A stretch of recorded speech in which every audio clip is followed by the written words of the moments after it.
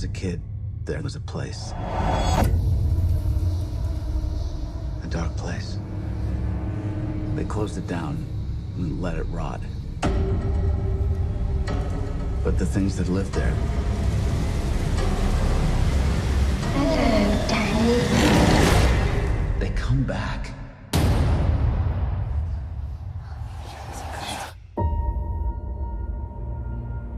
Not many ride the bus this far north. You're running away from something?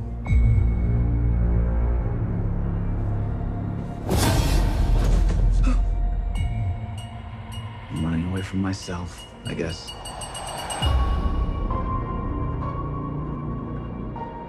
Hi. You can hear me. You're magic. Like me. I don't know about magic. I always called it the Shining.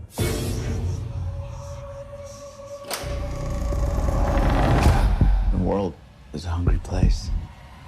A dangerous place.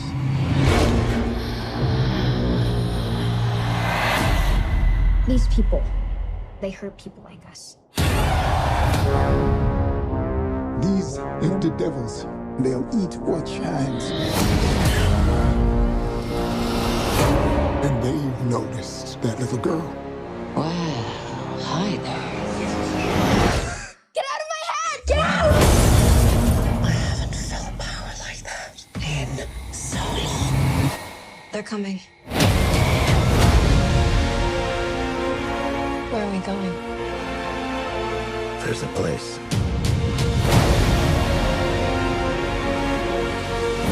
You sure you want to do this? I'm ready. Yes, you run, dear. And then I will find you, and you will scream for years.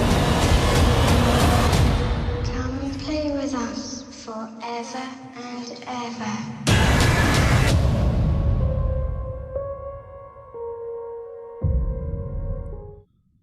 It's not October, November 3rd, 2019. Joe here at Simple Life Show. SimpleLifeRemedy.org is the website.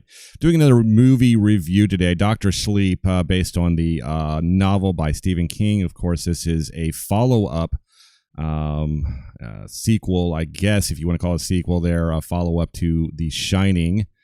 And I'm not exactly sure how long this was written ago. It's been out for, quite some time, not too long.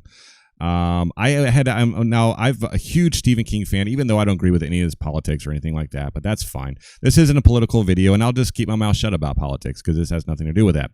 But I have a lot of respect for Stephen King. He's a great author. He does a lot of great books. I think he's been kind of slipping as far as his books goes over the last maybe 5 to 10 years. I really haven't enjoyed too much of his stuff that he's put out here recently. But when I was a kid, that's all I used to read. I used to read Stephen King, Anne Rice, Dean Koontz. I'm a really big horror fan. Love the vampires and werewolves. Of course, Stephen King really hasn't done a lot of that. That's been not really his genre. But this is, like I said, a follow-up to The Shining. And I was thinking about, I had a chance to watch this movie yesterday. And I was thinking about doing some spoilers, but I was like, nah, I'm not going to really spoil this movie because I think that you should watch this. It was really good. It kept my attention. It clocked in at over 2 hours long.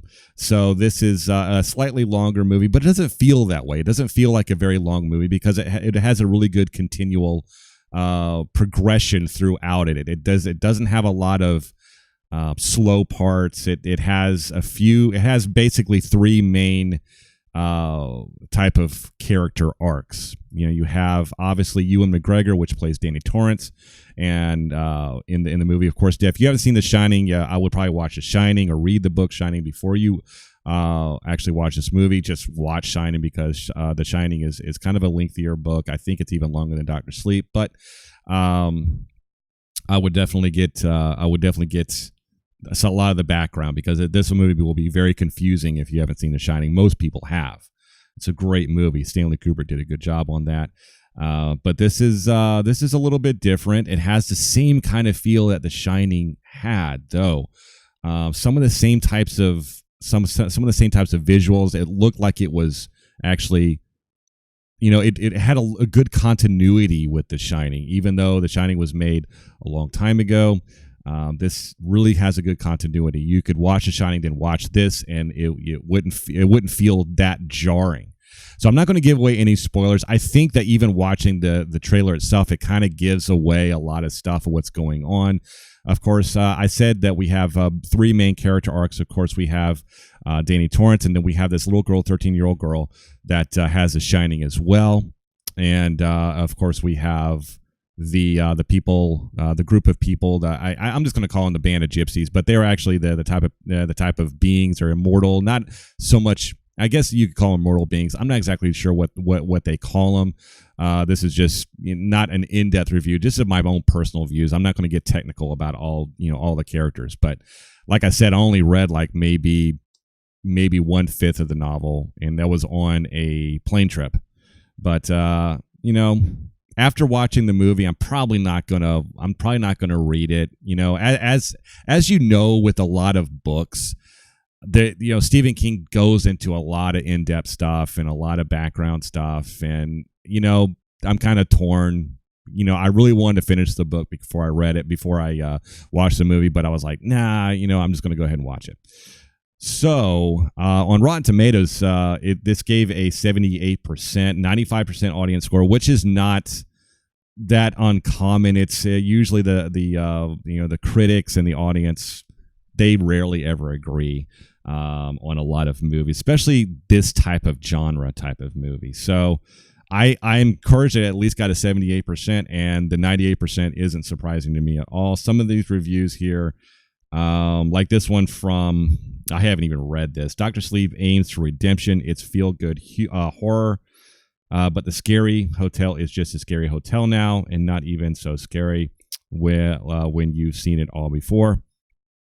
Some of the good reviews. Credible is in its characterization, rich in mythological detail, and touchingly sincere in its treatment of alcoholism and trauma. The film is impressive in all sorts of ways. You can read the reviews. I'm not going to read them all.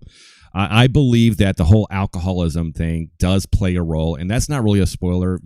We know that Danny Torrance's father in The Shining, he was an alcoholic. He was trying to clean himself up and stuff like that, but he got back on the booze.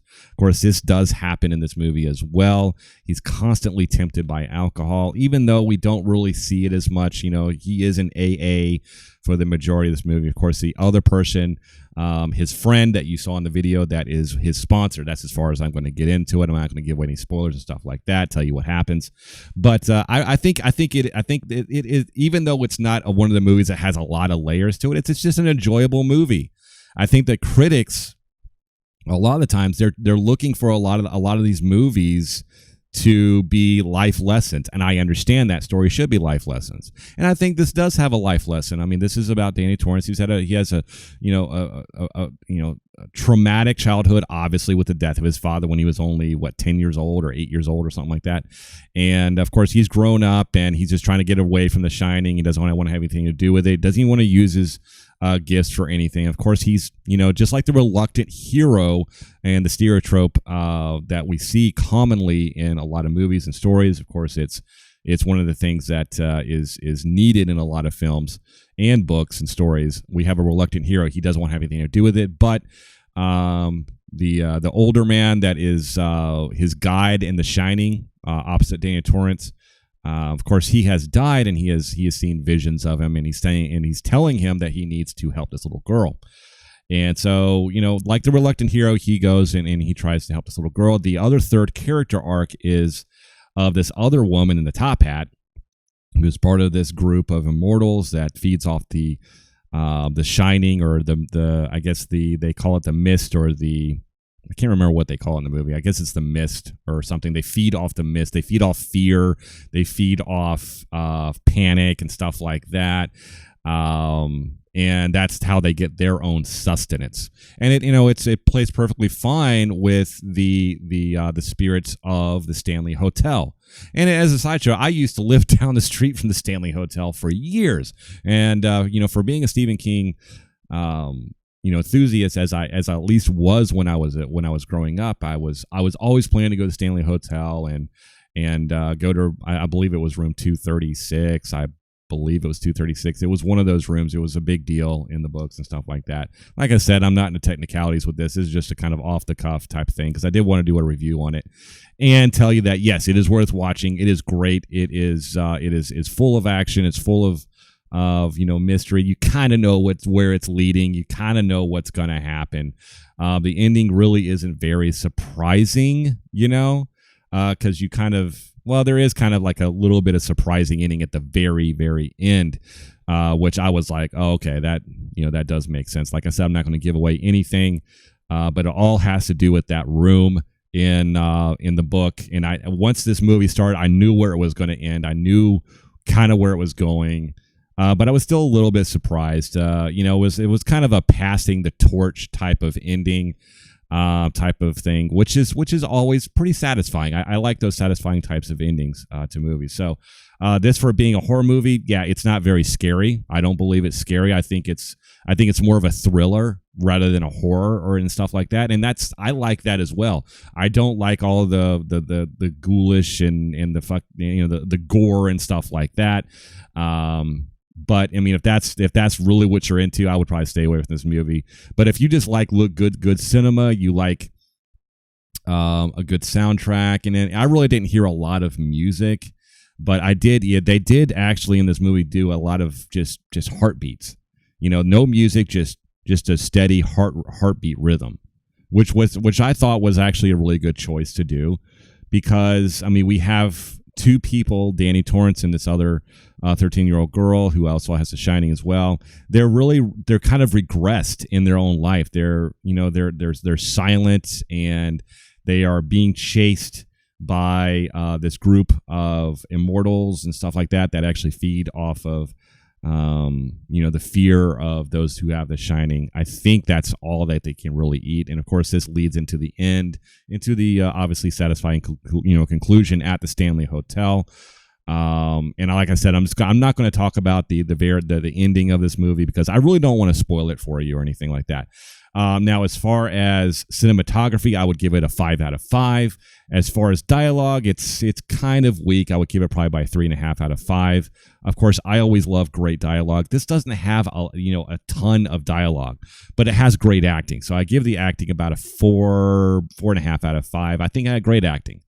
The little girl seems kind of flat, throughout the entire movie. She doesn't seem as three-dimensional, which I thought was, she's pretty much the central figure of this, and Danny Torrance, I was figuring Danny Torrance would be the central figure, but she really kind of steals it from him, but she doesn't lift the mantle up as much. I think that Ewan McGregor actually kind of makes up for that lacking of deep, rich characterization. Of course, she's only 13 years old. I don't know how old she is in regular life, but so, there's only so much she can do. I think that she did a wonderful job, for being 13 years old and taking the directions I was from the director and stuff like that. I think that she did a wonderful job. I'm not going to throw her in her bus at all. I don't think that she took anything away from the movie. I think she's going to have a bright career, and the other main character arc with honestly I don't even remember what her name is, but she's the main character. She's one of the protagonist with the top hat, the very attractive long brunette hair with a top hat, one of the mortals and stuff like that, who ends up turning another girl who ends up being a kind of another side character and stuff like that. She's kind of interesting, but she doesn't really affect the movie really at all. I mean, she doesn't really play any real part in the movie other than just being just another character arc, which doesn't really have an arc. I thought that she probably fell the flattest, and I just did not feel connected to her as a villain. She just seemed very weak. She didn't seem like she really knew what was going on throughout the entire film.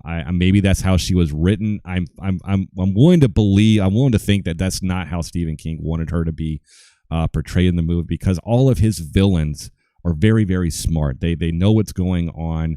They're very intentional with everything they do. It seemed like she wasn't very intentional. She was just kind of just going along and being pulled throughout the movie by both this 13-year-old little girl. I'm sorry, I don't remember what her name is, and Danny Torrance. So, yeah, I'm sorry if I haven't been as technical with all this stuff. But like I said, as far as watchability, 4 out of 5. I can't give it a 5 out of 5 because it was like, I didn't come away from the movie but like, wow, that was an amazing movie. But at the same time, I'm like, yeah, that was pretty good. I like that, you know? I like the movie. I probably wouldn't watch it again because it's just not one of those movies that you can enjoy twice. I know that might sound bad, but if you like Stephen King, you are a big fan of The Shining, you're going to like this movie.